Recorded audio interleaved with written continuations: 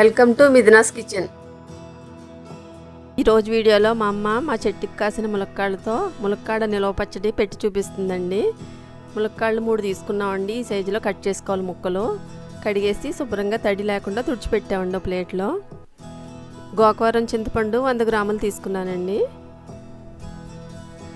50 గ్రాముల ఆవాలు, 1 table spoon మెంతులు తీసుకోవాలండి. చింతపండు నానబెట్టుకుని చిక్కగా గుజ్జు తీసుకోవాలండి. ఇలా తీసుకున్న గుజ్జుని స్టవ్ మీద పెట్టుకుని దగ్గరగా అయ్యే వరకు ఉడికించుకోవాలి. ఉడకడానికి టైం పడుతుందండి ఇది. ఈ లోపు మనం ఆవాలు అవన్నీ వేయించుకుందామండి.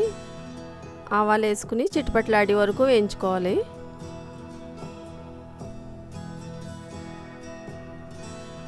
ఏగిపోయాక ఒక ప్లేట్లో తీసేసుకోవాలండి అవి.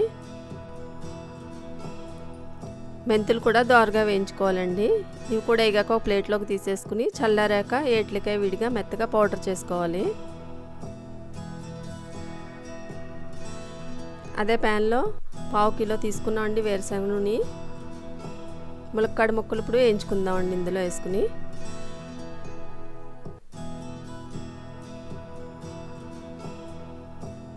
మొత్తం అన్నీ వేసేసుకున్నాక స్టవ్ హైలో పెట్టుకునండి 2 నుంచి 3 నిమిషాలు వేయించుకోవాలి.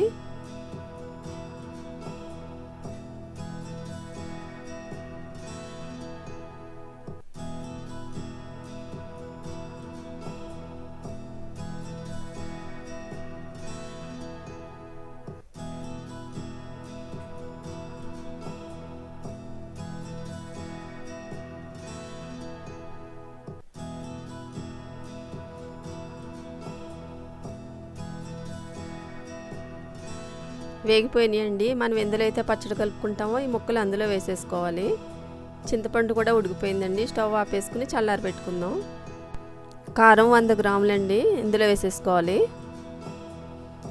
మిక్సీ పట్టుకున్న ఆవపిండి 50 గ్రాములండి, ఇది కూడా ఇందులో వేసేసుకుందాం. మెంతిపిండి 1 టేబుల్ స్పూన్ అండి, ఇది కూడా వేసేస్తున్నాం. రుచికి సరిపడా ఉప్పు, వెల్లుల్లిపాయలు 3 పెద్దవి తీసుకుని ఒలిసిలా గుళ్ళు వేసేస్తున్నాం అండి ఇందులో. చింతపండు గుజ్జు, ఇదంతా బాగా కలుపుకోవాలండి.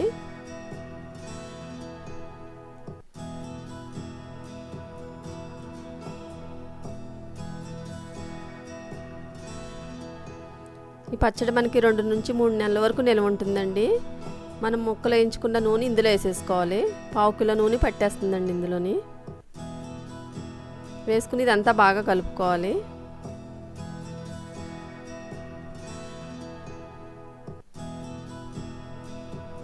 ఇప్పుడు పోపు పెట్టుకుందామండి. 1 టేబుల్ స్పూన్ ఆయిల్ వేసుకోవాలి. 1 టీ స్పూన్ ఆవాలు, 1/2 టీ స్పూన్ మెంతులు వేసుకుని వేయించుకోవాలి. 4-5 వెల్లుల్లి రేకలండి చితక్కొట్టేయాలి.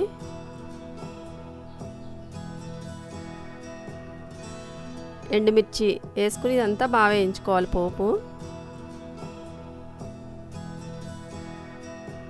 వేగిపోయిందండి. ఇప్పుడు పచ్చడిలో వేసేసుకుందాం.